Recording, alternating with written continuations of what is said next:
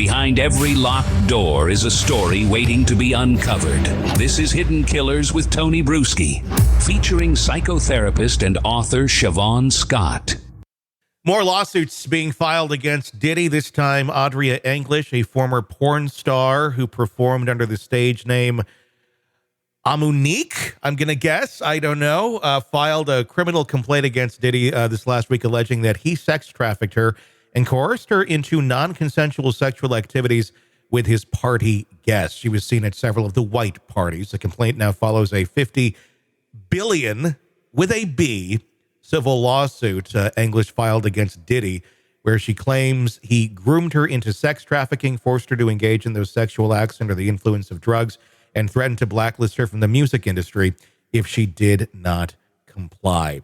It also lists some other individuals in his, circle. Jacob the jeweler, Tamiko Thomas, who is also accused of facilitating the trafficking operation, and several others.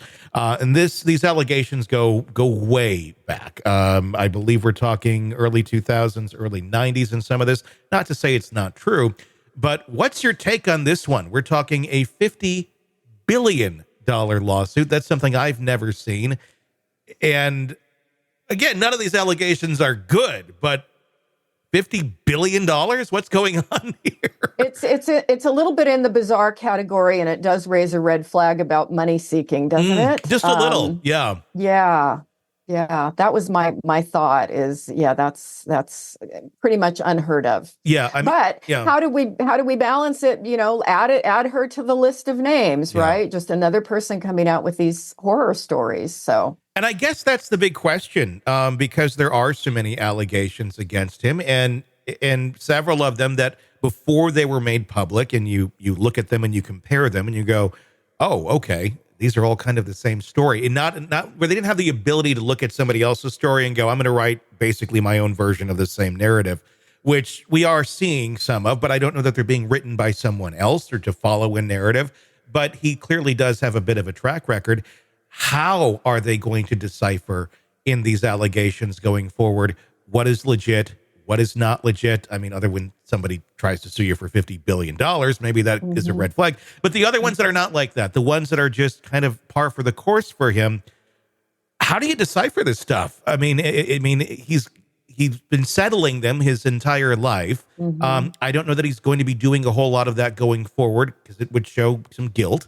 And it's a federal investigation for all these things going on as well. Yeah. So how do you tell? Yeah, good question. With a person like this, how many witnesses can corroborate the story? What other kind of evidence do you have to support it?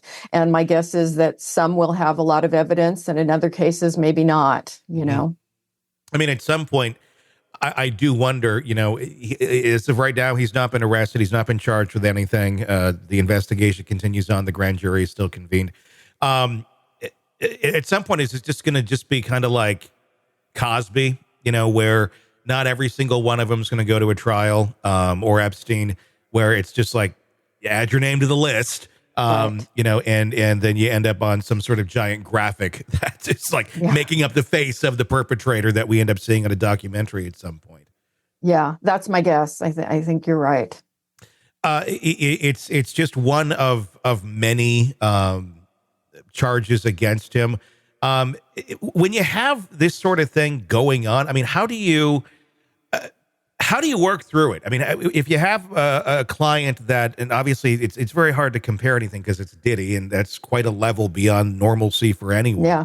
But anyone who's being accused of these sort of things, I mean, how do you work with them? I mean, especially if it looks pretty damning that this stuff is true, but they're saying, no, I didn't do these sort of things. I mean, is that something to work with to try and help them get to a point of understanding, like, look, you are guilty, or I mean, someone like that, clearly there's something mentally wrong and they need some sort of help to get back into the train of reality. Yeah, they're certainly tricky to work with. When I've had forensic clients, one of the first things I do is we get actual copies of all the police reports and court documents, and you read them over together, because people who are psychopathic will BS you and they'll deny everything. And so I think that's not a typical thing that you do in therapy with someone is get their court records or whatever. But if they're a mandated client, which a person like Diddy would have to be a mandated client, he's not going to do therapy willing to come in to work on change. You have to get them to face reality or you can't go anywhere with them. So, I mean, he made the claim in that video that he now deleted after he got caught with the Cassie, where the Cassie video came out, where he apologized and said he's been seeking therapy or counseling or what. I mean, who knows if he did or not, kind of doubtful. But if you were sitting there with Diddy and he's like, I'm seeking counseling and therapy because I have this penchant for beating up women and treating people horribly.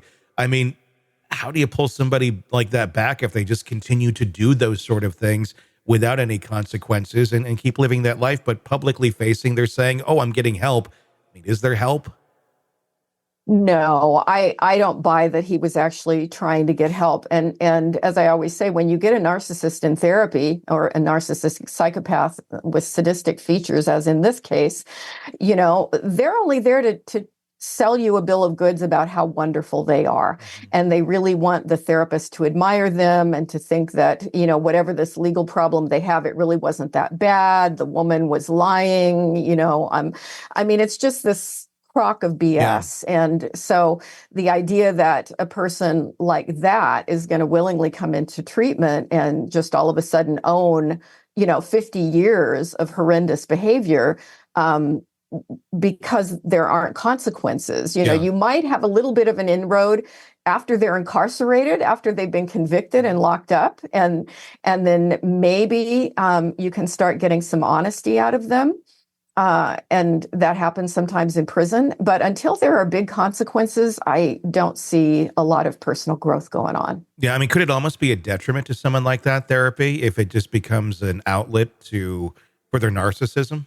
Exactly. Narcissists just want to come to therapy and tell you how great they are. And the therapist is supposed to, accept the money for the hour and smile and nod and confirm, gee, your glow is so brilliant and let me bask in it with you, And that's not what therapy is about, but that's generally what they want when they walk in the door. You're in the thick of a true crime saga, every detail sinking in, and then, wham, a commercial about something you couldn't care less about. It's like being served a microwaved dinner at a 5-star restaurant. But it doesn't have to be this way. Go for True Crime Today, Premium Plus on Apple Podcasts. With True Crime Today, Premium Plus, you get uninterrupted, ad-free episodes, extended interviews that dig even deeper into the muck, and early access so you can brag to your friends. It's like ordering the secret menu at a crime buffet. So, search for True Crime Today, Premium Plus on Apple Podcasts, subscribe, and savor every twisted detail without interruption.